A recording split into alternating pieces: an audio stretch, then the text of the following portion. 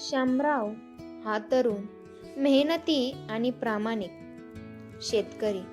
लहानपणापासूनच शेती त्याच्या रक्तातच होती. नांगराच्या मागे धावणारा तो एक दिवस गावात नावाजलेला शेतकरी होणार हे त्याचे स्वप्न होते. त्याच्या वडिलांनी त्याला 2 एकर जमीन, जुना बैल आणि कष्टाची शिकवण ठेवून दिली होती. तुकाराम वडिलांची आठवण ठेवून जमिनीला सोनं पिकण्याची प्रतिज्ञा करतो.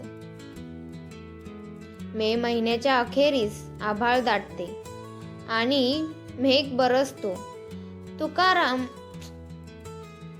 आनंदाने बियाणाच्या पोत्याकडे चांगला हंगाम येणार अशी आशा. तो शेत नांगरतो, बियाणे पेरतो आणि शेताची नीट देखभाल करतो. सगळी कामे तो एकटाच करतो, पण कष्टात त्याला आनंदच असतो. एका सकाळी शेतात गेल्यावर त्याला लक्षात येतं की पिकावर कीड दिसू लागली आहे. शेतातील बरेच शेतकरी घाबरतात, पण शामराव शांत राहतो. तो गावातील अनुभवी आजोबांकडे सल्ला घेतो. आजोबा त्याला पारंपरिक जैविक कीटकनाशक बनवण्याचा उपाय सांगतात. शामराव रात्रभर जागून औषध तयार करतो आणि दुसऱ्या दिवशी पिकावर फवारणी करतो. त्याच्या कष्टामुळे कीड कमी होऊ लागते. 15 दिवसात पीक पुन्हा तजेलदार दिसू लागतात. शामराव शेताकडे पाहताना हसतो. मेहनतीचा मोबदला मिळण्याची ही पहिलीच झलक. पण अचानक पाऊस थांबतो. विहिरीतील पाणी कमी होतं. पीक मरगळायला लागतात. शामराव पावसाचे पाणी साठवण्याची व्यवस्था करतो. झोपेच्या जागी तो प्लॅस्टिकच्या ताडपत्री लावून छोटं जलसाठा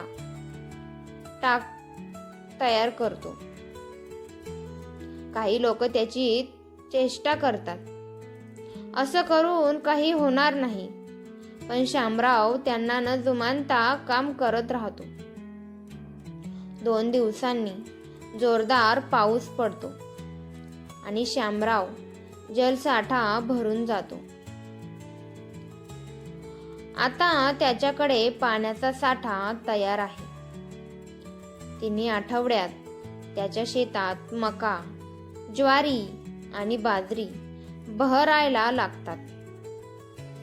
शामरावच्या चेहऱ्यावर आनंद झळकतो. पिकं चांगली आली, पण त्यांना चांगला भाव कुठे मिळेल? गावातील व्यापारी अत्यंत कमी दरात खरेदी करतात.